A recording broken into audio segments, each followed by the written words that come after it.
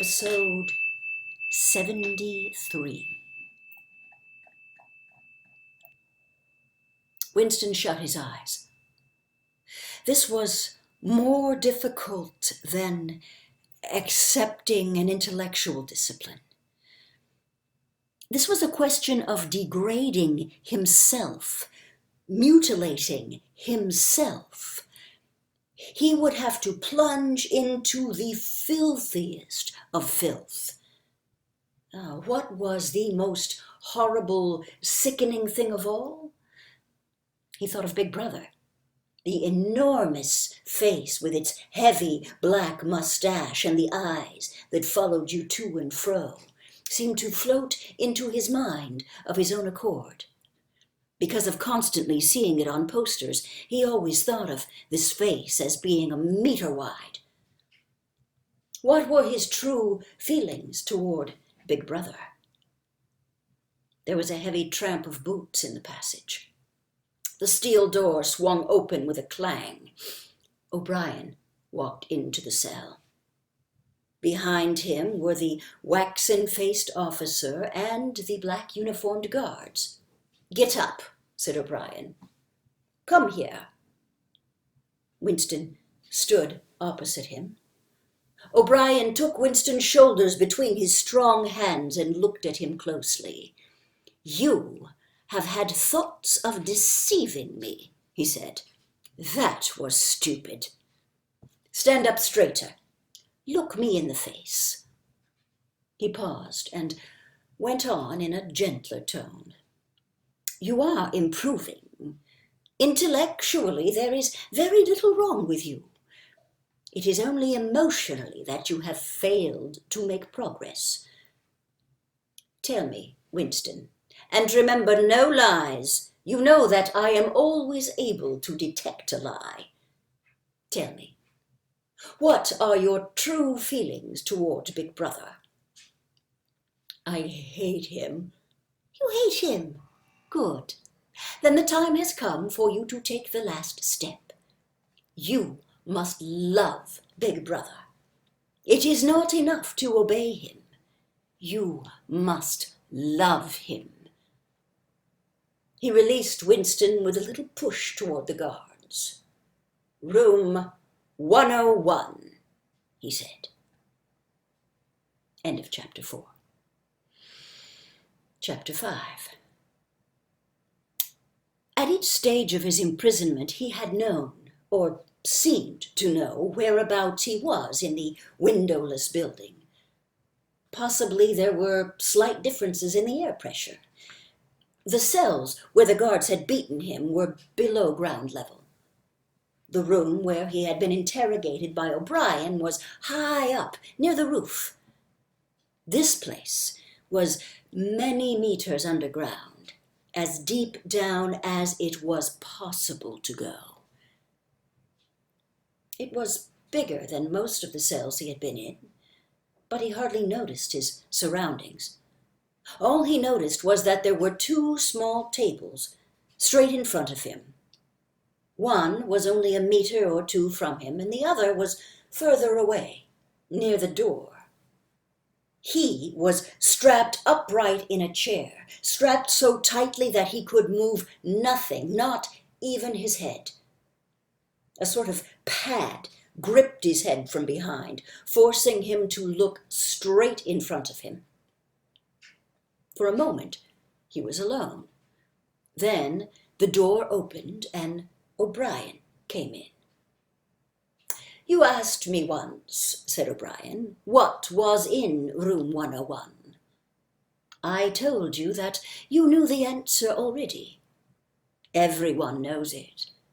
The thing that is in room 101 is the worst thing in the world." The door opened again.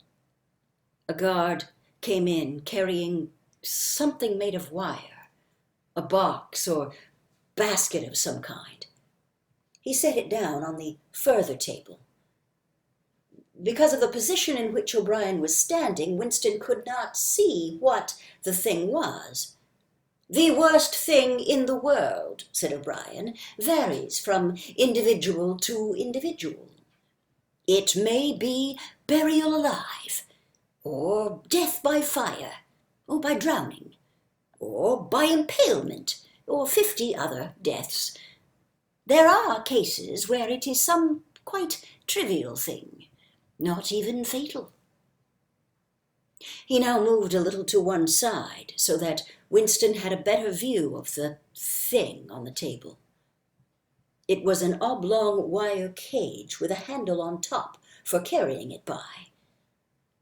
Fixed to the front of it was something that looked like a fencing mask with the concave side outwards.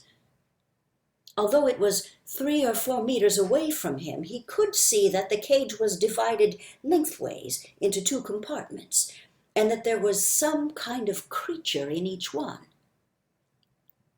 They were rats. "In your case," said O'Brien, "the worst thing in the world happens to be rats." A sort of premonitory tremor, a fear of he was not certain what, had passed through Winston as soon as he caught his first glimpse of the cage. But at this moment, the meaning of the mask-like attachment in front of it suddenly sank into him. His bowels seemed to turn to water. "You can't do that!" he cried out in a high, cracked voice. "You couldn't! You couldn't! It's impossible!" "Do you remember," said O'Brien, "the moment of panic that used to occur in your dreams? There was a wall of blackness in front of you, and a roaring sound in your ears. There was something terrible on the other side of the wall. You knew that you knew what it was, but you dared not drag it out into the open. It was the rats that were on the other side of the wall." "O'Brien," said Winston, making an effort to control his voice, "you know this is not necessary. What is it that you want me to do?" O'Brien made no direct answer. When he spoke, it was in the schoolmasterish manner that he sometimes affected. He looked thoughtfully into the distance, as though he were addressing an audience somewhere behind Winston's back. "By itself," he said, "pain is not always enough. There are occasions when a human being will stand out against pain even to the point of death. But for everyone there is something unendurable, something that cannot be contemplated. Courage and cowardice are not involved. If you are falling from a height, it is not cowardly to clutch at a rope. If you have come up from deep water, it is not cowardly to fill your lungs with air. It is merely an instinct which cannot be destroyed. It is the same with the rats. For you, they are unendurable. They are a form of pressure that you cannot withstand, even if you wished to. You will do what is required of you." "But what is it? What is it? How can I do it if I don't know what it is?" O'Brien picked up the cage and brought it across to the nearer table. He set it down carefully on the green cloth. Winston could hear the blood singing in his ears. He had the feeling of sitting in utter loneliness. He was in the middle of a great empty plain, a flat desert drenched with sunlight, across which all sounds came to him out of immense distances. Yet the cage with the rats was not 2 meters away from him. They were enormous rats. They were at the age when a rat's muzzle grows blunt and fierce and his fur brown instead of gray. "The rat," said O'Brien, still addressing his invisible audience, "although a rodent, is carnivorous. You are aware of that. You will have heard of the things that happen in the poor quarters of this town. In some streets, a woman dare not leave her baby alone in the house, even for 5 minutes. The rats are certain to attack it. Within quite a small time, they will strip it to the bones. They also attack sick or dying people.